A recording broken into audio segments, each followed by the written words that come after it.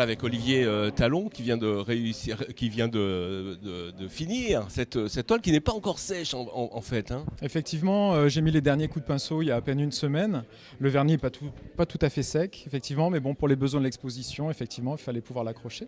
Alors justement, cette exposition, elle est née d'une idée de Teddy Folenfant. Comment vous vous êtes contacté? Alors peut-être que ce serait à Teddy de raconter l'histoire, mais c'est vrai que Teddy est allé à Rome, il est amoureux de Caravage. Et donc en rentrant dans les galeries, là-bas, il a vu des copistes du Caravage. Et évidemment, quand c'est à Rome, les prix sont démesurés, évidemment.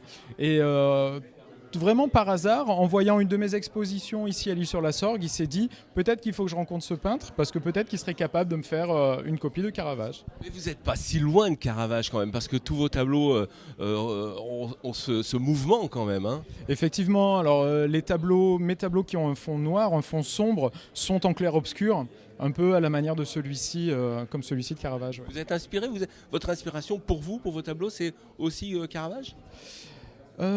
J'ai du mal à le dire.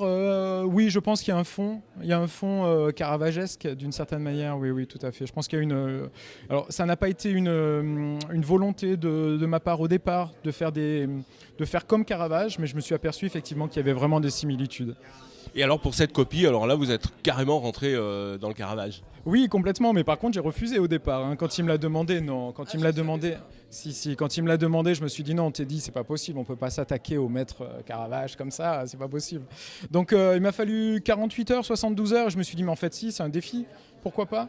Et puis j'avoue que c'est comme c'est une peinture que j'aime, et comme j'ai fait déjà préalablement des peintures avec ces fonds sombres, etc., je me suis dit allez, on va essayer, pourquoi pas. Mais il n'était pas question au départ qu'il fasse l'objet d'une exposition. Alors il vous a eu sur toute la ligne, Olivier. Bon, il m'a complètement eu du début à la fin. Voilà. C'était difficile. Comment vous êtes parti pour faire ce tableau, cette copie?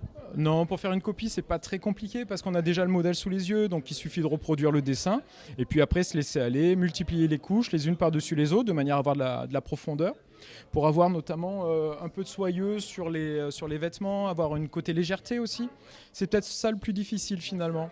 Ça, ce sont les couches superposées qui arrivent à donner ça. Les couches superposées qui arrivent à donner ça. Voilà, un côté léger, un côté... Il y a peut-être 7 ou 8 couches en fait, rien que sur le drapé, là, il y a 7 ou 8 couches. Très bien, vous pouvez aller voir sur le site internet Olivier Talon parce que vous avez un super site, un super film également et puis vous avez des projets avec ces NFT. Oui, tout à fait. Alors là, c'est vraiment le projet 2023 parce qu'il y a une semaine seulement qui sont en ligne, ces NFT. C'est vraiment tout récent avec une entreprise, voilà.